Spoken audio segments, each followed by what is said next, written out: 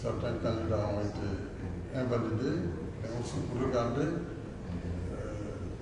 le diagnostic du logiciel lui-même qui a permis de faire la sélection au niveau du Conseil constitutionnel. Je suis pour un processus inclusif, transparent et apaisé qui permette un passage de relais dans la douceur et dans la paix. C'est ça qui est le plus important pour notre pays aujourd'hui. Vous avez raison, l'Afrique de l'Ouest aujourd'hui vit des moments extrêmement difficiles. Ce n'est pas au moment où moi j'ai fini mon terme que je vais m'inventer une nouvelle carrière de dictateur ou de non-démocrate.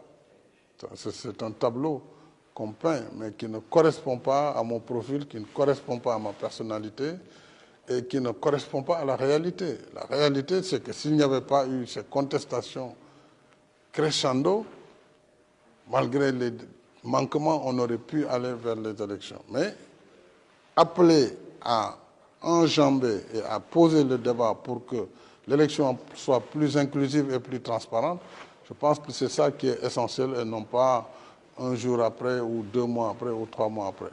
Elle a estimé qu'elle avait le devoir, le droit de faire cette commission. Elle a fait la commission, elle a voté. Je pense que ce qui est essentiel pour moi, c'est la stabilité du Sénégal. Et là-dessus, quel que soit le prix à payer, il faut le payer pour que ce pays continue sa trajectoire dans la stabilité, dans la démocratie. Maintenant, ils ont été éliminés pour cette raison. D'autres vont compétir en faisant la double nationalité. Ils ont introduit une demande. Il est trop tôt pour moi d'apprécier cette perspective. Parce que j'ai une réponse très précise, mais comme le Conseil doit statuer, il ne m'appartient pas pendant ce temps du Conseil de donner un avis quelconque.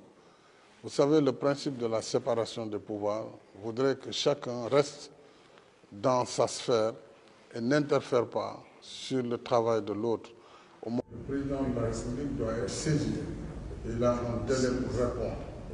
Lorsque j'ai été saisi, alors que nous étions à la veille de l'ouverture de la campagne électorale, j'ai estimé que dès lors que l'Assemblée nationale...